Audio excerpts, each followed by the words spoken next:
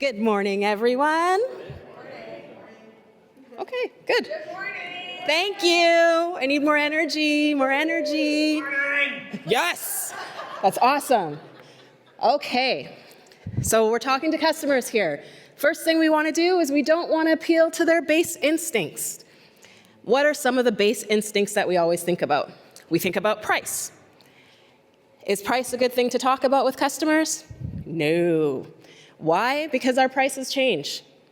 Every retailer out there, prices change. We don't know exactly what the price is going to be. Plus, also, if you're talking to somebody purely about price, they honestly don't care. People buy emotionally anyways, so that doesn't matter that much. Technology, that's another thing. So, there's always the Android, Apple, iPhone, Samsung, things that go back and forth. People don't care that much about technology. In the end, it's really about whether something works or doesn't work. All of our services work. So you don't want to go with people with technology because technology also gets updated. Like, what are we on right now? The iPhone, 24, 25? Right? Like, iPhone 16? May as well be the 25, right? And then bashing the competition. Another reason why you don't want to do this is because, one, it doesn't look good on you. Right? It does not look good on you to bash any other competition. Everybody has their ups and downs, so there's no point in bashing the competition. Plus, on top of that, you really never know who ACN will be marketing for in the future, right? So imagine you bash a company that we didn't market for beforehand, and now we market for them. You go back to those same people and you're like, hey, by the way, you know how I told you they were not a great company? They're actually great because I market for them now. That's never a good look, so don't do that. Other thing here, so from the book, Start With Why by Simon Sinek, people don't buy what you offer. They buy why you're offering it. The goal is not to do business with people who need what you have, because can we all agree everybody needs what we have? The goal is to do business with people who believe what you believe, right? And that's the golden circle. So right here, most of us IBOs in general, they struggle to acquire customers. IBOs that do struggle to acquire customers struggle because they start off with the what rather than with their whys. So what we want to do is we want to start off with your why. Your why is your mission, your cause, your worthy ideal. Why are you doing ACN? Is it because you are a mom to some amazing kids, right? And you want to have more time with them? It's like myself, I say I'm a mom who is an amazing mom, by the way. Thanks for doing that. But, what's your mission? Why are you doing it? Are you trying to retire your parents? Are you trying to find a retirement for yourself? The how, right? Our how is using an online store and some relationship marketing, right? Because we go to people we know, right? Those people know, they love, they trust us, right? So that's our relationship marketing. And the what is selling services. That's when you can talk about the price, the technology, just so that people know what it is that they're getting involved with, right? So again, where do we start first? Why.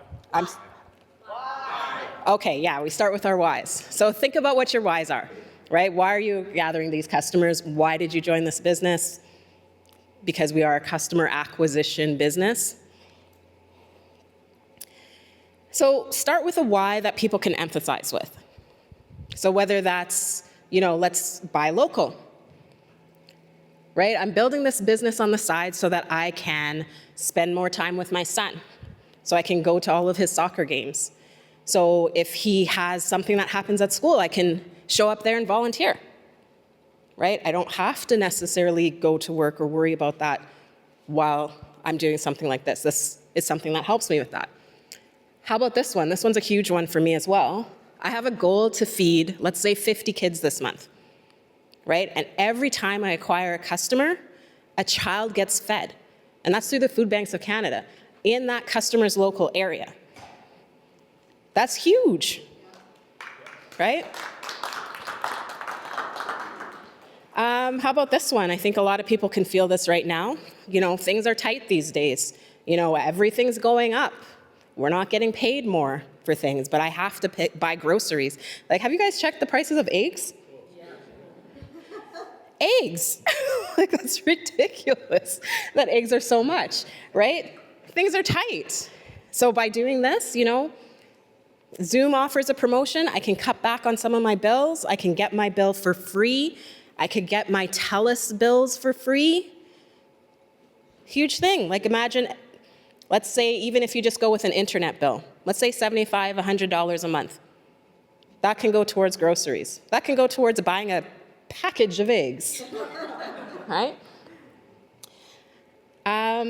Here we go here. This one's huge. Being my customer is nothing like being a customer for another company.